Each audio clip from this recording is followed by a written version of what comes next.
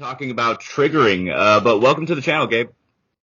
Hello, everyone. My name is Gabriel. I'm currently studying to become a peer support specialist, and I've been diagnosed with bipolar schizophrenia. So I'm a cornucopia of knowledge.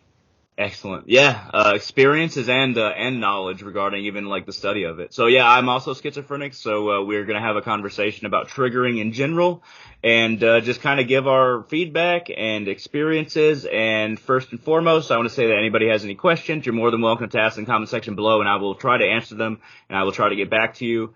If any of this is a little much, feel free to turn off the video. But we're not going to talk about anything that's too violent or too graphic, but we definitely want to kind of get in these with our experiences and kind of our feedback regarding the knowledge that we've accumulated.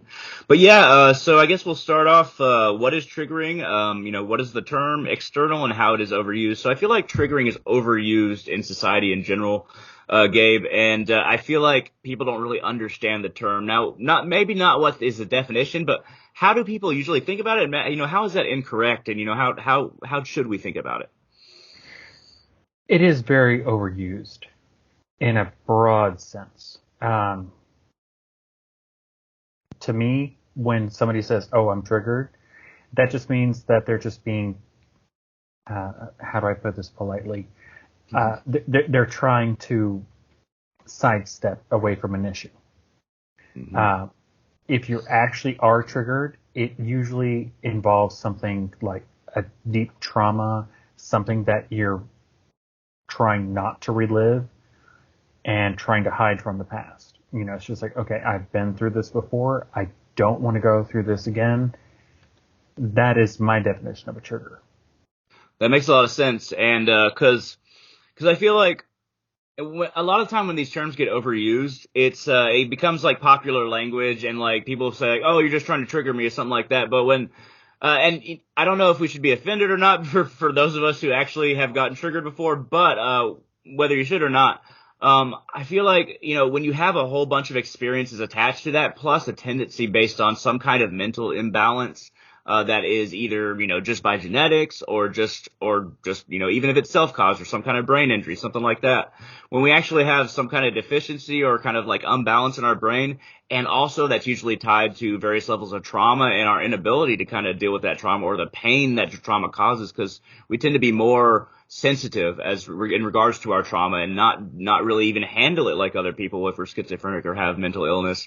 But when we have these experiences, is it almost like for me, I feel like, it's almost like a piece of that little story just like comes to the forefront of our minds, just kind of unbidden, just based on somebody saying something or based on some kind of situation. And we're going to talk about how to handle that and how we've learned how to handle that. But is that kind of a fair assessment, where it's like almost somebody is drawing out of a piece of a story and it's just like comes unbidden? No, that's actually 100% correct. A lot of people don't want to acknowledge it, or they don't understand. It's like you can say one little piece of information and it just brings back a cornucopia of memories back from a person that is trying to comprehend and deal with the situation, whether they want to compartmentalize it or, handle it in their own situation. And then that one word just triggers and it all comes flooding back. And it's like, you know what? It's here. Mm-hmm. Congratulations. You've just unlocked it. I was trying to hide it, but you've unlocked it. And even from somebody else's point of view, it sometimes can seem fairly alarming, or sometimes can seem underwhelming. It depends on what kind of person you are. But if somebody's triggered and they're really trying to repress it, they might become very cold.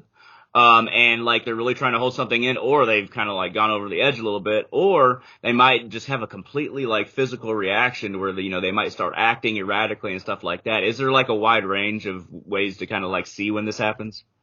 Yes, indeed there are. Depending on the situation, I've been triggered many times myself. It could be whether I just go ice cold, like Shiva has just touched me, and I go frozen. Other times, Ifrit, and I get angry. Infernal. Other times, I just have to vacate the entire situation. I'm like, you know what? I can't deal with this. And a lot of people think that I'm being rude, and I'm like, no, I literally can't handle this right now. Yeah.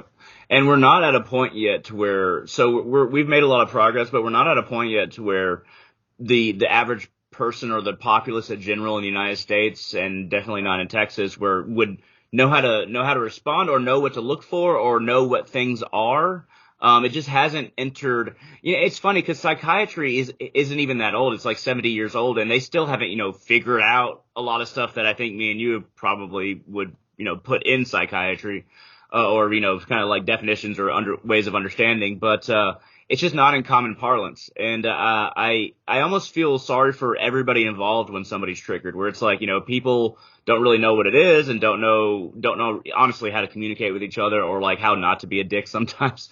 But like, and also sometimes they just say something that's just completely unrelated to the situation, or it's not even meant to be like, insult or anything like that. And it just, something happens for somebody. Is that a fair, like, explanation or like understanding of it?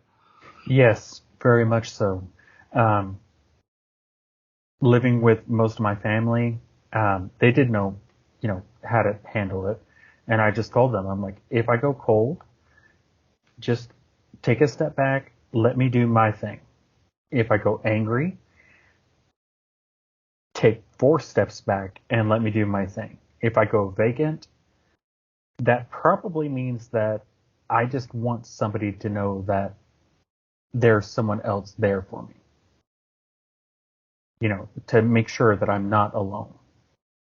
That makes a lot of sense, and it might vary between people. I know that when I get, I actually don't get triggered that much anymore. Sometimes I'm accidentally like a little bit unbalanced, and I don't realize that I was triggered, because sometimes it's strange because it's almost like a part of yourself enters another reality, and the you that's present isn't quite in sync with that other reality. So there's like this disconnect between what's going on within and without, and I think that's a huge part of being triggered.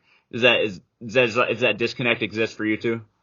Yes, and that's actually part of schizophrenia, where you separate yourself Yep. and you have one reality and then you have the other reality. And your brain is trying to figure out what reality is actually real. It's like, is it this one? Is it this one? Oh, wait, a third one just popped up. Okay, well, we're just going to go Odin and Zantazuskin and figure out which one happens first. Yeah, it's so strange, man, because that definitely hits home for me too. And even you saying something as simply as like trying to figure out the two realities really clicked for me, because when just being schizophrenic in general, we always have to do this because there's all this stuff. There's all this. I call it psychobabble. I don't know if that's offensive to people, but like, I think I could say it because I'm schizophrenic. But like, I call it because it's almost like the drama that's happening in our heads is like, there's all these little developments that can happen to create a reality, that it's not just like one switch all at once. It's all these little things that compose a completely different understanding of a situation, of your life, of what's going on. That's why, when you have people get obsessed with sometimes, they're not always schizophrenic, but sometimes a schizophrenic or somebody else will get obsessed with a celebrity, and they have all these ways in their head that they and that celebrity are connected, or then that celebrity saying something in public or saying something in a movie is talking to them specifically, and how it's connecting to them.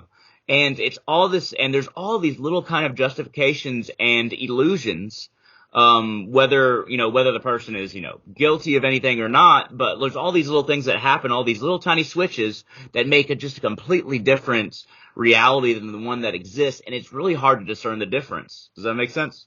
Yes, and I actually like to call that cacophony, symphony of destruction. It's like you have this 120-piece orchestra all playing string instruments, brass, bravado. You have the choir, both female and male, all going at the same time. And you're trying to figure out, where do I go from here? Mm-hmm. It's an internal struggle that a lot of people don't understand. And then you have somebody that just quote unquote triggers you, and it's like, okay, that's the icing on the cake. Now you have just entered the realm of conductor and the cacophony of disaster. Oh, that's a good point. So like, you have all these like little switches, like I said, or like little like individual players, and then when a new conductor steps in where you're not necessarily in control, then it's almost like they are conducting the drama that is already set up. It just needs to be started. It just needs to be to start that original play, that piece of music, whatever it is. Yes, exactly. I'm a huge classical music fan. Beethoven, Mozart, Bach, Chopin, the whole nine yards. I've recently been getting into Final Fantasy 16, and I love the orchestrations. But Chopin was always my favorite, and I honestly I don't really know why. I'm not enough of a fan of classical music to know why. I just know that Chopin in particular, and I always get his name wrong, but when I listen to him, when I'm, cooking or putting on his music, it's almost like everything just like clicks. It's just like that, but in a good way. it's like the music is actually talking to me. Yeah. Yeah. And that actually gets into, well, I guess we should talk a little bit more about what triggering is before we go into like really how to handle it. But like as far as triggering goes, maybe it's hard to even tell people what to look for. But I think the best thing that you can do a lot of the time is to, this also goes into not being triggered as well, but is to be able and willing to step back from a situation and completely reevaluate. Delay is the best medicine for anger. I can't remember what Stoic philosopher said that, but delay is the best solution to anger. But delay is a great solution for somebody being triggered or somebody who is triggering somebody. Just delay any decisions to even say something, delay any decisions to make any, decisions. Delay as much as possible so that your internal reality and your external reality can kind of, close that gap. It's a tri-party system, especially because we're both schizophrenic. So you and myself, we have those schizophrenic moments where we have one side telling us one thing, the other side telling us the other thing, and then you have a third party saying something else. And then all of that, again, the cacophony, trying to trigger us all at the same time. And it's just like, okay, you know what? I'm going to take a deep breath. I'm not going to jail today. And it's always good to, like, when we're going through this, is to just not speak and to just try to, like, contain ourselves, right? To just, like, because I feel like when we speak, we can feed that energy, you know what I mean? You don't want to feed any part of it, whether it be internal or external. Silence is golden. There's a quote that I love. The less you speak, the more you can hear. Mm-hmm. The hearing is almost like the understanding, and Yes. the speaking kind of gets in the way of that understanding when we Yes. feed the internal or external. And especially when it's because like a lot of people when they think about this, they'll be like, oh, you have all these voices speaking inside at once, but it's not always necessarily just that. It can take that form, but sometimes we have this experience of all these different influences influencing our emotions, influencing our thoughts. But it can be like just influences that either have a voice or don't. But it's not always just voices, right? That is correct. Yes, it could be intuition. It could be anything. Um, Again, the cacophony. You never know what to expect from someone who has, a mental health issue, because maybe they are undiagnosed. Maybe they don't know what they're dealing with, and it's hard to, come true with that. And they just don't know how to express themselves, and either they'll act violently or calmly or distance themselves or do something in between. It's very difficult. It's a very touchy subject, and unfortunately, we don't have the healthcare system to, provide assistance for those. It's more or less based upon people who've actually gone through it and know how to comprehend it. And it's like, been there, done that. Let's talk. Yeah, and then honestly, you talking about that last time made me kind of want to get into the peer counseling thing. 'Cause like I really feel that vibe too. 'Cause I've been in a psych ward, and I've also I suffered through schizophrenia for a while before I got good 10 meds. times. Oh, you got 10 times? Yeah. 10 times in the psych I was ward. classified as psych twice, but one of them was like half rehab, half psych. But yeah, that they're not. It's sad because we talked about this last time, but the government-run ones, they do their best, but they don't have the funding, and the privately owned ones want to keep you there, and it feels like, and there's a lot of people that are even in the jail system that end up in the psych wards of like prisons who they just aren't medically either treated therapeutically or with medication. And then you have the profit motive fighting against actually helping people with the medicine and finding the right ones with psychiatrists, those incentivizing psychiatrists to give samples or to push certain medications that are new and not as tested. So you have all these forces working against somebody just being mentally healthy. Exactly. And it's unfortunate. And it goes back to, like what triggered that person?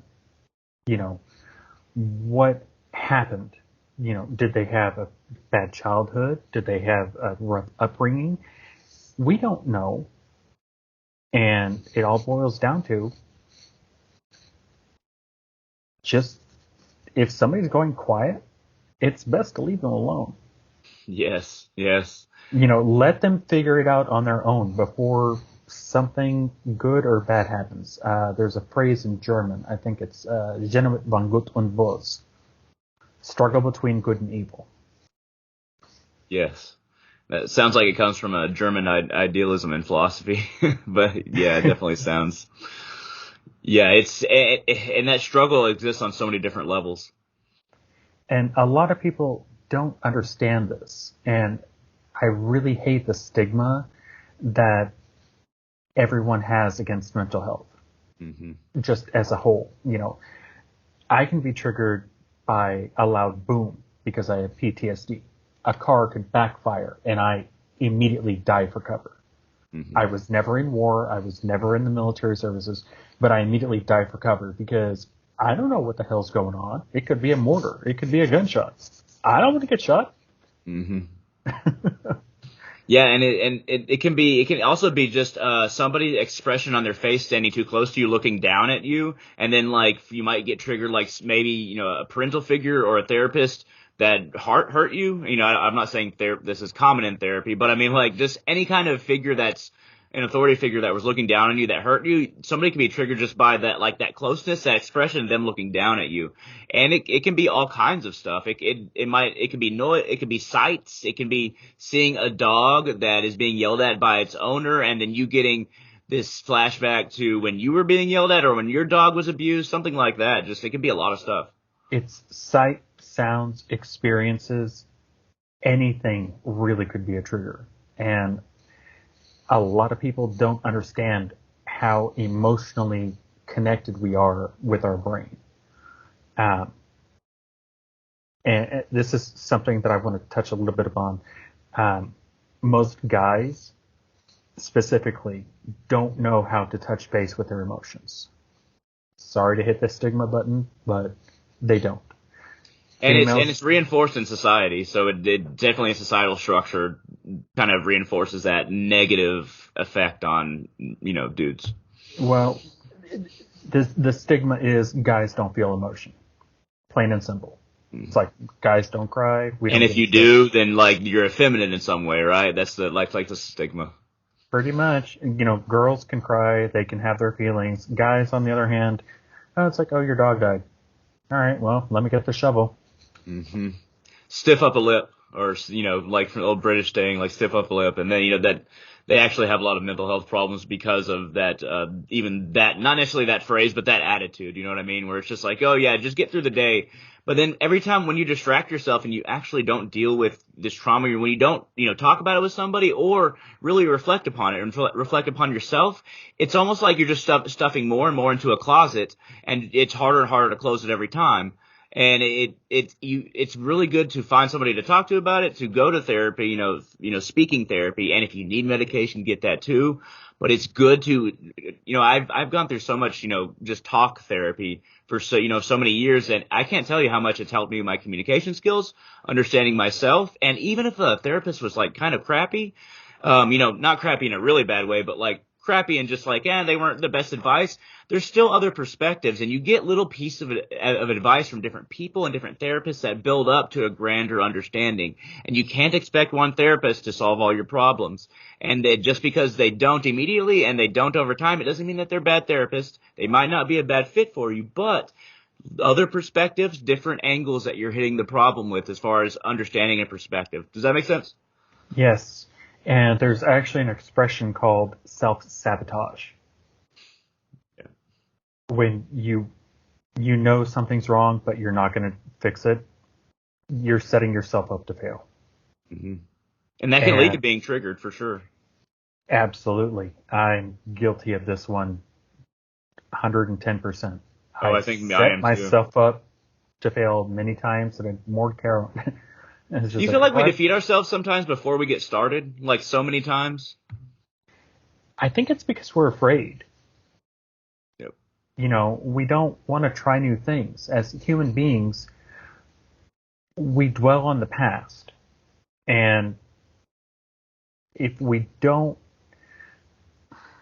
how do I phrase this properly?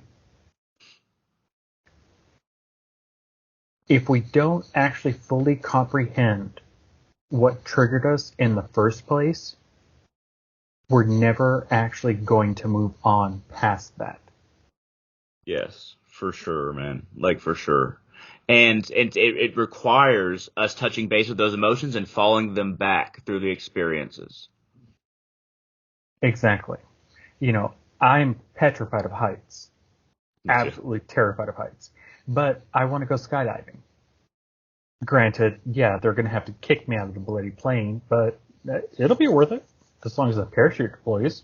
Is it because you want to overcome the fear? Yes. Yeah. And it's mostly because I was triggered a lot as a young kid. I just did not like heights, and there were some moments in my youth that were deep rooted in my brain that anytime I get on a ladder, it triggers me immediately. And it's like, nope. Third rung, I'm done. Dude, 100%. And no more. I can't even change a light bulb anymore because I'm triggered of going up on heights. And I'm like, you know what? If I'm going to deal with this, I might as well just get shoved out of a perfectly good airplane. Right. And I think it's good to, so when you're talking about ladders, I think it's good to like just kind of do like baby steps sometimes as well, because, maybe, I have the urge to actually do the same thing and just kind of like deal with the problem in a big way. And maybe that might work for some people, but I think, baby steps are also good for people too. So where it's like, if you're afraid of a ladder, try a couple rungs every now and then, on a regular basis. And I actually did that when I was a kid. I was super afraid of the diving board because I was afraid of heights so bad. And I made myself multiple times when I was like 8 do this. But I'm still afraid of heights. But like I even back then was like, I got to conquer this. And I think maybe it's like repetitive, just trying to deal with it over time. And sometimes, don't beat yourself up if you don't conquer this. I'm just telling everybody. But like, it's good to just try, just like little baby steps though. Would you agree? Yes. It's more about self-acceptance. Understand what triggers you. Understand why it's triggering you. And if you can comprehend and find peace with that trigger, then pursue something else to just, decimate that trigger and say, you know what? I kicked its butt. I did it. I'm over that trigger. What's next on my list? 100%, man. Yeah, that makes total sense, and that's good advice. I guess in the final, because we're gonna try to keep it under 30. I guess in the final minutes, we'll go into I don't know if we should mention bad. I think that there's a lot of bad ways to handle being triggered. I think we've gone into some good ways. But I think that we could talk about something like a bad trigger like cutting, to where it seems okay at the beginning and it's like, oh, I feel a lot better because I gave you my theory where a lot of the areas of the brain when you're depressed are very cold and they should be lit up. And when you cut or something like that, you get endorphins and it lights up those areas and it puts you in survival mode, which is away from the thinking mode. And you feel like the thinking is painful and it's just a carousel again and again. And subconsciously, it feels good for a time, but over time that can create a whole new trauma. Is that correct? Yes. Audience, I do not condone cutting. Just Me either. throwing I've this out done it, there. but I don't condone it. Same here, but I don't condone it. Yes, it does feel good at a time. I'm guilty of this as well. Um, and you are correct. It does give you that endorphin rush, and it sends brain chemicals, not only endorphins, but adrenaline and a bunch of other brain chemistry altering chemicals. And it feels good. And a It's like lot a of people, rush for a second, but it's almost like a drug where you get addicted to it. Then over time, your brain becomes even more deficient in that ability to handle it. So it's actually the opposite of what you want to do. To handle situations, you immediately start turning to that, and it's a cycle. you become numb to it. And then you just want more and more and more. And then things get seriouser and seriouser. And you're just like, okay, well, now my forearm looks like I just got out of a horrendous car crash. Yeah. And my forearm, even all my scars are white at this point, but I have some red ones. But you tear yourself up, and it can also make social situations a little bit tougher sometimes. So it's like a double, it's multiple bad things about it. It's a double entente. It's a double-edged sword. Yeah. Um, And then there's other bad ways to do it, but there's other ones like alcohol and drugs and things like that are bad ways to handle it. But I think that as far as being triggered goes, some ways to handle it properly is we've talked about some obviously therapy and psychosomatic things you can do. Step back and reassess the situation, try to kind of bring your reality and the reality of the actual reality together. But there's also, meditation also really helps. If you're able to meditate, if you're able to, 5 minutes at a time, 5 minutes a day, if you just learn, sitting down cross-legged, back straight, and hands up like this on your knees, and you just breathe in and out very slowly. Hold in maybe for a few seconds. You don't have to, but just breathe in and out slowly. If you can do that for 5 minutes a day, new pathways can form to where when these situations happen where we could be triggered, there's not that immediate break. There's these pathways where it's like, oh, I have other kind of options. weirdly like pathway options. It's just like it's a feeling. Does that make sense? Yes, and you actually beat me to the punch. Yeah. I was actually going to say meditate. As you said, just eject yourself from the situation. Breathe deep, find your mantra, and be at one with yourself. For sure. And just, what's the phrase? Roll with the punches. Yeah. Yeah, for sure. And they do feel like punches, especially, a lot of us, when we have all these mental troubles, the mental troubles are so much more painful than the external that, it's sometimes impressive how much pain we can deal with, because it's almost like we're being hit by all these things internally. And it's just like, ugh, it does feel like a battle. But, anybody who's out there that's listening, you're not alone. And one final note before we close out. Anyone who has any mental health issues and you're fighting for them and doing better for yourself, know this, you're not alone and you're a lot stronger than you think. Yep. We defeat ourselves sometimes too early and we think that we're weaker than we are, but we're so much stronger than we think. And that's always important to remember. And do not let all the little things that get to you throughout the day make you think that you're weak. Just try to come to yourself rather than being defined by your seeming inabilities. You don't have the inabilities that you think you do. Yes. Thank Gaia and bring yourself inner peace. And once you manage to find that inner peace, things actually aren't that bad. It'll take some time, but it'll take some time to get there. Yeah, but we're both in a much better place, and we've been in much, much worse situations mentally and all kinds of ways. But yeah, hey, I want to thank you very much for joining me today, man, and we should do this again. We're going to keep on talking after recording, but yeah, if you have any questions, for either one of us, put in the comment section and I'll try to get back to you, and, I'll talk to Gabe if you want him to get back to you. But yeah, thank you very much for joining me, man. It was really a pleasure, and, thank you all for watching, and, we hope to see you on the channel in the future, and take care of yourselves. Thank you.